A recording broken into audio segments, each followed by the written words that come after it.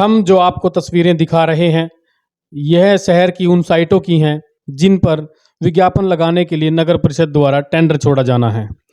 लेकिन पिछले 7-8 माह से शहर की सरकार ऐसी 33 साइटों के लिए शायद टेंडर लगाना ही भूल गई है, जिनसे नगर परिषद को हर माह लाखों रुपए की आय हो सकती है।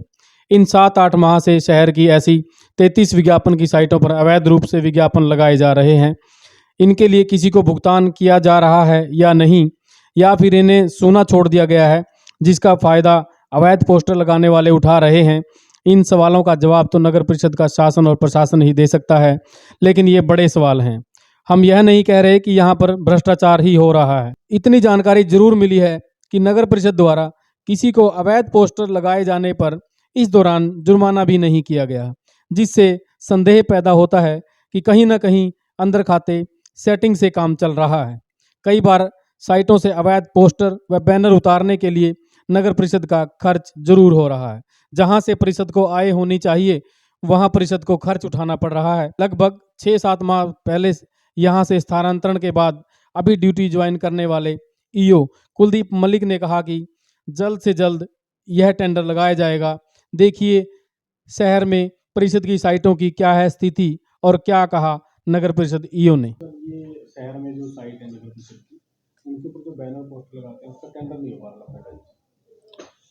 अभी पीछे सरकार द्वारा एक नई पॉलिसी दी गई थी जिसमें कलेक्टर रेट पे पर साइट का अलग अलग टेंडर किया जाना था। उसकी अर्नेस्ट मनी भी और मिनिमम जो रिजर्व प्राइस था वो अलग अलग था। उसको देखते हुए उसके अकॉर्डिंग हमने टेंडर लगाया था, लेकिन कोई भी बिडर नहीं आया, किसी ने बोली नहीं दी, क्योंकि वो रेट कुछ ज़्यादा प्रतीत होते थे। इस बारे में जब हेड ऑफिस में बात की गई तो हेड ऑफिस द्वारा एक लेटर निकाला गया था। उसमें यदि कोई बिडर उस रेट में नहीं दे रहा है तो नेक्स्ट जो बोली होगी वो 10% कम करके रिड्यूस करके तब उसका टेंडर दिया जा सकता है। हमने फिर से दोबारा 10% कम करके उसका टेंडर लगाया, लेकिन फिर भी नहीं कोई आया।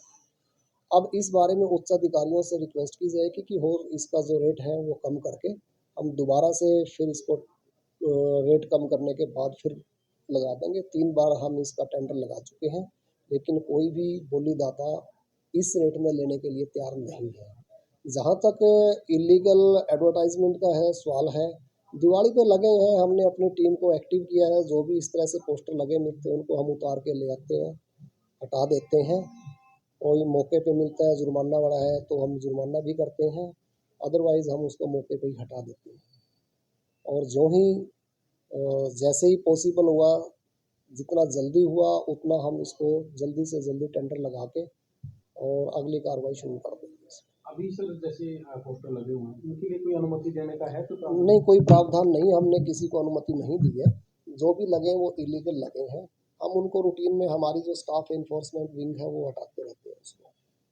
कुछ ये पता चला था सर कि कुछ लीडर आए थे, उन्होंने अपनी वो भी दी थी, बिल भी दी थी, पर वो टेंडर रद्द कर दिया गया।